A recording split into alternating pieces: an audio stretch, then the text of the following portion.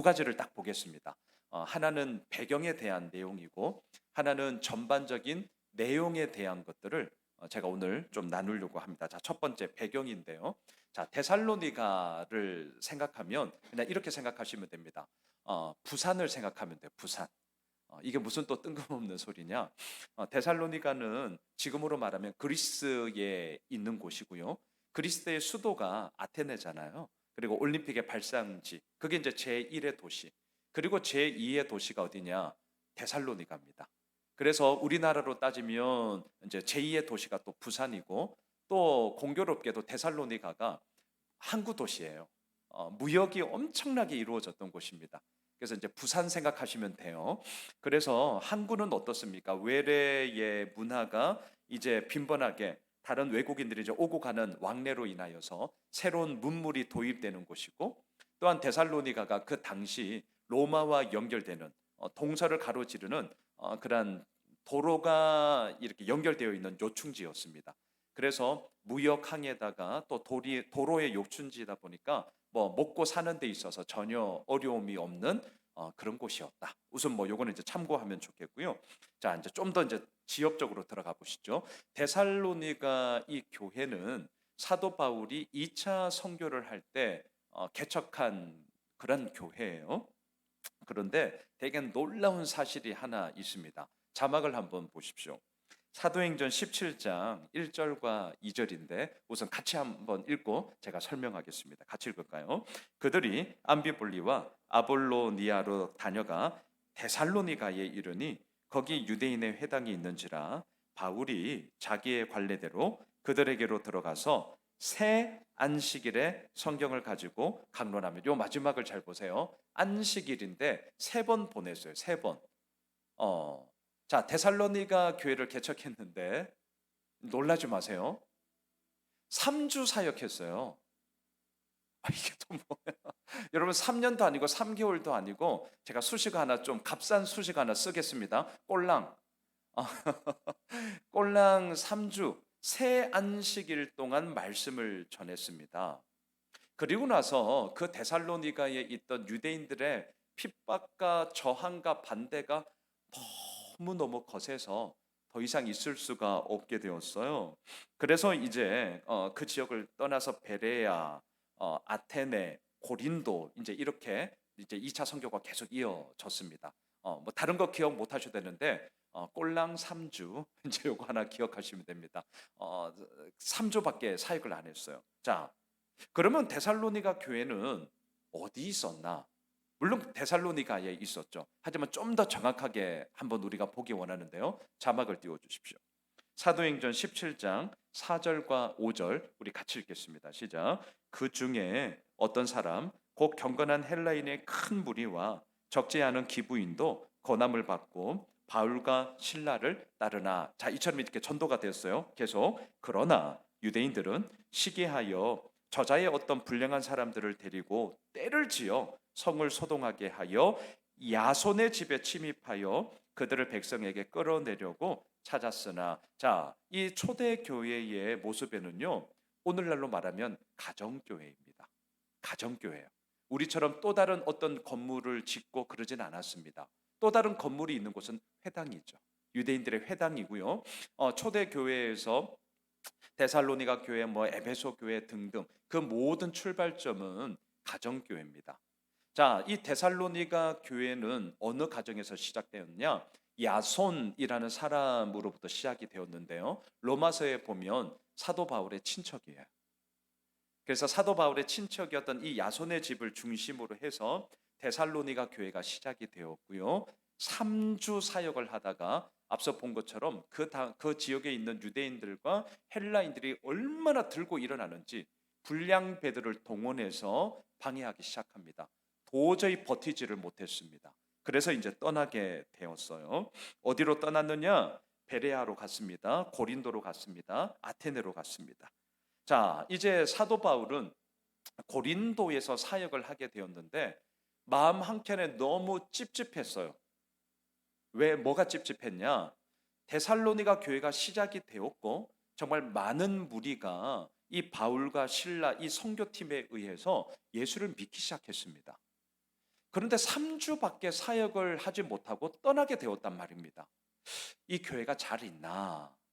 그리고 이 교회가 정말 좀 잘 안 되었다면 혹시 문을 닫은 건 아닌가? 너무너무 궁금했고 마음 한켠에 좀 사실 이제 좀 찝찝함이 계속 있었습니다. 그래서 어떻게 했느냐?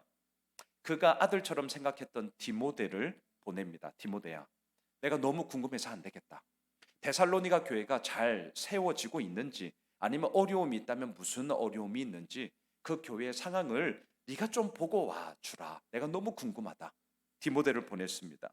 그리고 나서 이 디모데가 바울의 명령을 따라 데살로니가 교회를 방문했고, 또 이제 그게 이루어지는 모든 소식들을 가지고 다시금 고린도에 있는 바울에게 왔습니다. 그리고 이제 이러쿵저러쿵 보고를 했어요.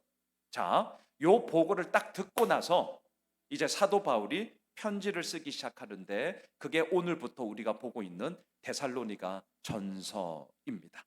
그리고 참고로 바울 서신이라고 하는데 총 13권이 있어요. 자, 신약이 몇 권이죠? 구약은 몇 권이에요? 3, 9, 27 이렇게 이제 하시면 되죠. 27권 가운데 바울 서신이 13권이란 말이죠. 자, 그 13권 가운데 참고로 가장 먼저 쓴 편지가 뭐냐? 뭐게요? 오늘 우리가 보고 있는 데살로니가 전서가 바울 서신 13권 가운데 가장 먼저 쓰고 있는 편지다. 이건 조금 우리가 상식적으로 알면 좋겠습니다. 자, 요게 이제 배경이에요. 항구 도시였다. 3주 사역하고 떠나게 되었다. 어디에서 시작했느냐? 바울의 친척인 야손의 집 가정교회에서 시작이 되었다. 그리고 가장 첫 번째 편지다. 뭐 요 정도만 우리가 좀 기억하시면 좋겠습니다. 자, 두 번째. 이제 내용으로 들어가 보겠습니다. 바울은 이렇게 야손의 집에서 교회를 개척하고 말씀을 전했지만 제대로 된 양육은 하지 못했습니다. 왜? 꼴랑 3주 있다가 피치 못해서 떠나게 되었기 때문이죠. 하지만 너무나 감사한 것은 이 디모데를 통해서 들은 소식에 의하면 데살로니가 교회는 문 닫지 않고 그 가운데 견실함으로 예수 그리스도의 그 복음 앞에 온전하게 나아가고 있다라는 소식을 이제 듣게 되었습니다. 얼마나 감사해요? 자막을 보십시오. 그래서 이제 오늘 아침에 우리가 보았죠. 데살로니가 전서 1장 2절로 4절 우리 함께 읽읍시다. 우리가 너희 모두로 말미암아 항상 하나님께 감사하며 기도할 때에 너희를 기억함은 너희의 믿음의 역사와 사랑의 수고와 우리 주 예수 그리스도에 대한 소망의 인내를 우리 하나님 아버지 앞에서 끊임없이 기억함이니 하나님의 사랑하심을 받은 형제들아 너희를 택하심을 아노라. 자, 사도 바울의 이 마음을 보셔야 됩니다. 마음이 보이셔야 돼요. 항상 감사하고 있다. 끊임없이 기억하고 있다. 자, 이런 마음의 이야기를 이제 데살로니가 전서가 총 5장, 되게 짧습니다. 다음 주면 끝나요. 5장 가운데 3장까지, 1장부터 3장까지 자신의 마음이 어떠한지를 이런 식으로 피력을 해요. 내 마음이 이렇다. 내 마음 좀 알아줘. 이런 식으로 막 얘기를 해요. 그런데 왜 이런 마음의 이야기를 하는 줄 아세요? 꼴랑 3주 있었거든요. 이걸 뒤집어서 생각하셔야 돼요. 3주 동안 사역을 했는데 무슨 사역을 했겠냐고요. 우리 교회로 빗대면 4주간 바나바 교육도 하셔야 돼요. 성장반 15주 가정도 있어요. 제자반은 1년 가정도 있어요. 방학 때마다, 겨울방학, 여름 때 방학마다 큐티 학교 특강도 있어요. 나름대로 이렇게 양육의 과정을 충분히 가져야만 그 사람이 말씀 앞에서 오롯이 또한 성장해 가며 그것 가운데 나의 부족함을 발견하고 이렇게 빚어진단 말이죠. 근데 사도 바울의 입장에서는 3주 동안 복음은 전했습니다. 부흥의 불씨는 일으켰어요. 하지만 아시잖아요. 그 불씨가 지속되게, 그리고 불씨가 아니라 그것이 불이 되어서 더 활활 타오르게 하는 것은요, 그렇게 양육을 하고 교제를 가지고 관계 맺음을 하면서 그 교회가 든든해진단 말이죠. 근데 그걸 못한 거예요. 그러니까 사도 바울의 이 마음 한켠에서는 이제 3장까지 계속 우리가 매일마다 보게 될 겁니다. 3장까지 잘 보시면 끊임없이 기억하고 있다. 항상 감사하고 있다. 그리고 또 무슨 얘기를 하느냐? 자기가 너희들을 방문하고 싶었는데 피치 못한 사정으로 인해서 방문을 못했다. 자기 변호를 하는 내용도 나와요. 이처럼 너희들을 향한 내 마음은 진실되이 많으나 이런 저런 상황으로 인하여서 이러쿵저러쿵 나의 상황이 또한 못 되어서 방문하지 못했다. 미안하다. 뭐 이런 얘기들이 쫙 나오고 있단 말입니다. 자, 그런 가운데 이제 이 내용 중에 뭐가 있느냐? 데살로니가 교회에 좋은 소식만 있었는가? 그렇진 않았습니다. 그럼 어떤 나쁜 소식이 있었는가? 이게 이제 데살로니가 전서 4장과 5장에 나오는 내용인데요. 하나가 있어요. 종말 신앙은 좋은 것인데 그 종말에 대한 이제 이런저런 이야기들이 우후죽순으로 튀어나오기 시작합니다. 다시 말하면 예수님의 재림과 관련하여서 꼬리에 꼬리를 무는 질문들이 나오기 시작해요. 참고로 데살로니가 전서는 예수님의 부활을 기점으로 하면 대략 몇 년이 지났냐? 한 20여 년이 지났을 때예요. 자, 이걸 이제 생각해 보세요. 20여 년이 지났어요. 그럼 20여 년 전에 예수님이 부활 승천하시면서 무슨 말씀을 하셨죠? 자막을 보십시오. 사도행전 1장 11절 우리 같이 한번 읽으실까요? 이르되 갈릴리 사람들아 어찌하여 서서 하늘을 쳐다보느냐? 너희 가운데서 하늘로 올려주신 이 예수는 하늘로 가심을 본 그대로 오시리라 하였느니라. 이렇게 이제 천사들이 부활 승천하시는 예수님을 바라보고 있는 제자들에게 이렇게 얘기를 했잖아요. 우리가 사도행전 강해를 하면서 다 봤어요. 하늘로 올려진 그대로 다시금 오시리라. 초대교회 성도들은요, 이제 진짜 조만간 다시금 오실 거야. 예수님의 재림에 대한 불타오르는 신앙을 가지고 있었습니다. 근데 이게 웬일입니까? 이제 20여 년이 이렇게 지났어요. 오시겠다라고 말씀하신 예수님은 안 와. 그리고 그 예수님을 기다리고 있는 성도들은 이제 하나, 둘, 순교뿐만이 아니라 연로하셔서도 그렇게 이제 하나님 나라로 가는 거예요. 죽게 되는 거예요. 오신다는 예수님은 안 오고 기다리고 있는 성도들은 하나, 둘 이제 죽게 되는 상황을 보게 된 거죠. 그러면서 성도들 사이에서 질문이 생긴 겁니다. 무슨 질문이죠? 예수님 다시 오시는 거 맞아? 여러분 이거 당연한 반응이에요. 야, 예수님 진짜 다시 오시는 건 맞아? 우리 헛믿은 거 아니야? 아니 오신다면 언제 오신대? 아니 그러면 오실 때 이미 죽은 우리 신앙의 선배들은 어떻게 되는 거야? 야, 지금 살아야 있는 우리들은 그럼 또 어떻게 되는 거야? 뭐 이런 질문들이 막 생기기 시작했습니다. 꼬리에 꼬리를 무는 질문이 이제 생기기 시작했어요. 자, 이 질문에 대해서 이제 데살로니가 전서 4장과 5장을 보면 하나하나 이 질문에 대한 답을 합니다. 자, 다시요. 이제 내용을 다시 한번 정리할게요. 데살로니가 전서는 총 5장이에요. 5장. 5장 가운데 1장, 2장, 3장은 사도 바울의 마음을 전하고 있습니다. 왜냐하면 3주 동안 아주 짧은 시간 사역을 했기 때문에 이 성도들과 친밀한 사귐을 하지 못했어요. 그래서 친밀하면 서론 결론 다 끊고 본론만 딱 얘기해도 우리 알아듣잖아요. 내가 하면 친하게 지내면 하고 알아듣는단 말이에요. 그런데 성도들과의 친밀한 사귐을 하지 못했기 때문에 사도 바울은 아주 자신의 마음이 어떠한지를 1장, 2장, 3장에서 계속 얘기합니다. 그리고 나서 이제 4장, 5장에서 이들의 꼬리에 꼬리를 무는 질문, 재림에 대한 질문에 대해서 이제 답을 하기 시작해요. 그 답을 한번 보실까요? 자막을 보십시오.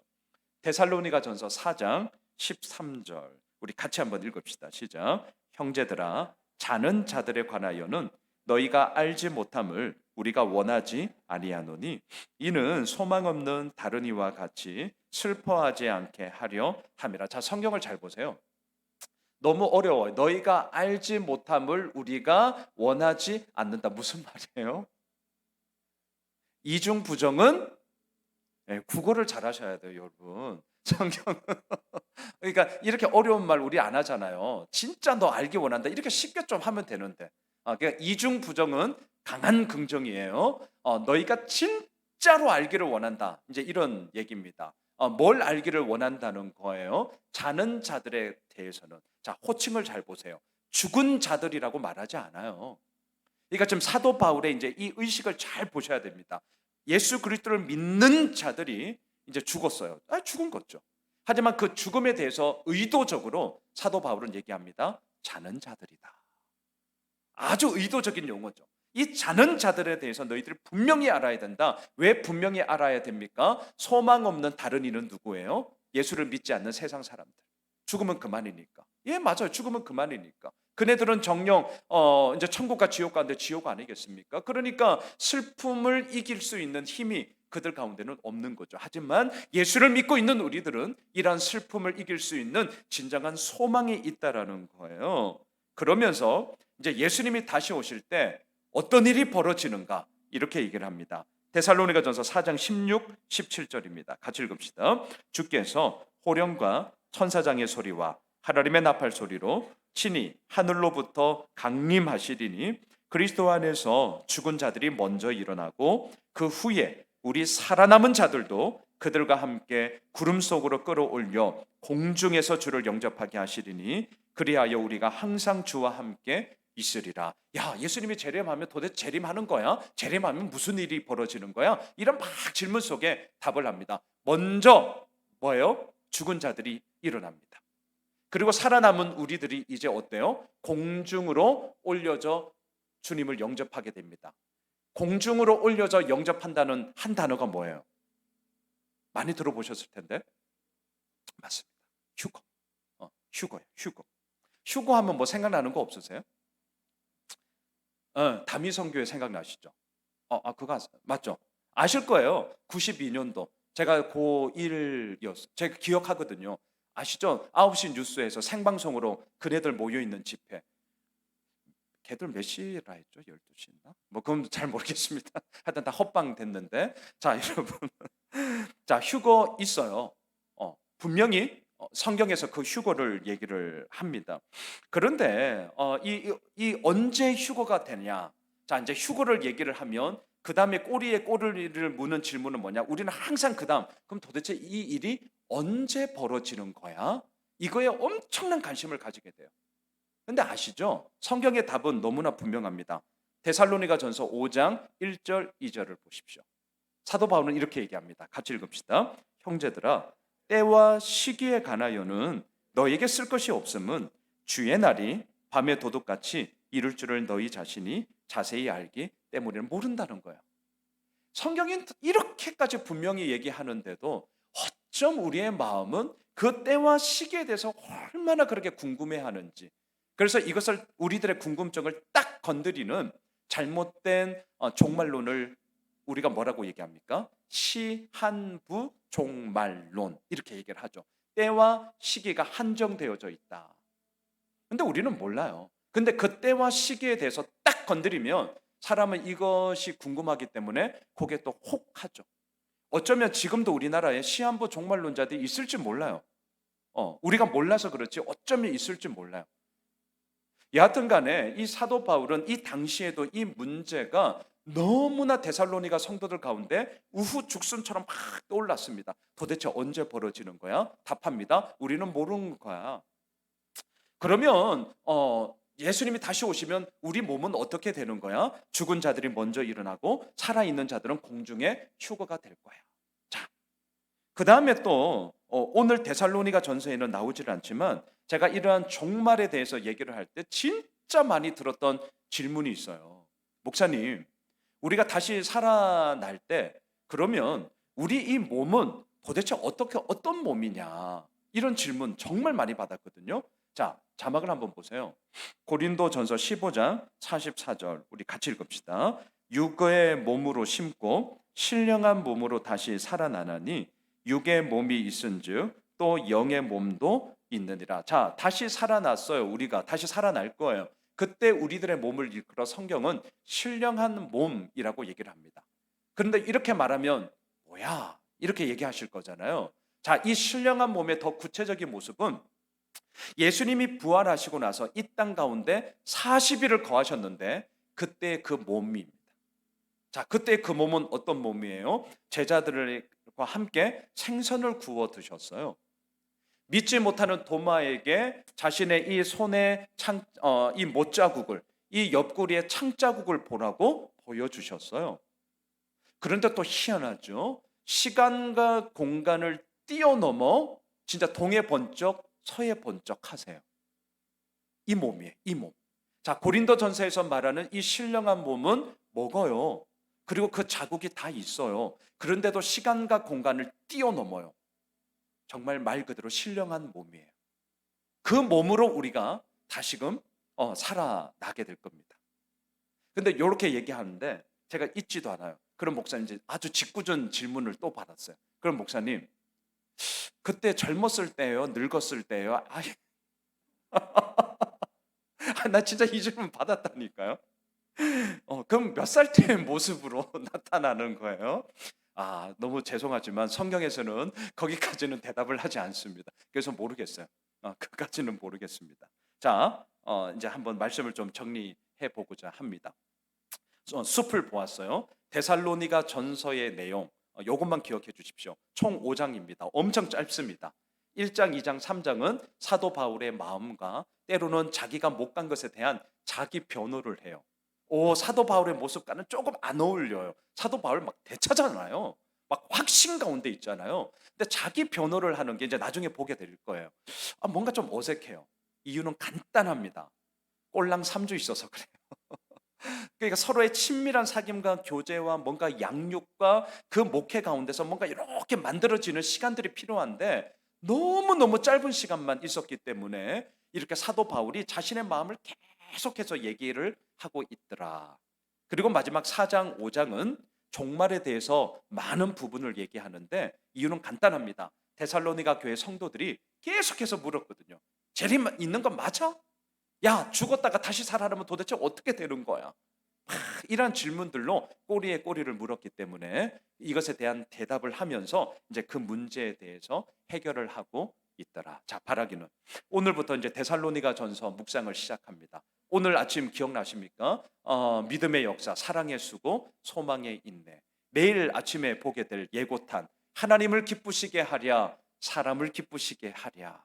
그러면서 우리의 답은 당연하죠. 하나님의 기쁨이 되어 그 주님의 역사하심 가운데 우리가 함께 나아가며 나는 그것을 위하여서 온 마음을 다해 너희들과 함께 짧은 3주였지만 내가 사역을 다하였다. 이런 것으로 이제 데살로니가 전서가 쫙 이어집니다. 바라기는 이 말씀을 묵상하면서 이걸 좀 우리가 붙잡았으면 좋겠습니다. 그런 마음의 이야기를 오롯이 하고 있는 그 사도 바울, 그 모습을 우리도 마음으로 받아서 함께 나아가는 것이고요. 또한 그 가운데서 오늘 아침 우리가 보았던 것처럼 믿음의 역사, 사랑의 수고, 소망의 인내를 통하여서 주께서 이루어 나가심이 얼마나 크고 얼마나 분명한지를 우리 또한 깨달아 알게 되어지는 그런 귀한 묵상의 시간이 되길 주님의 이름으로 축복합니다.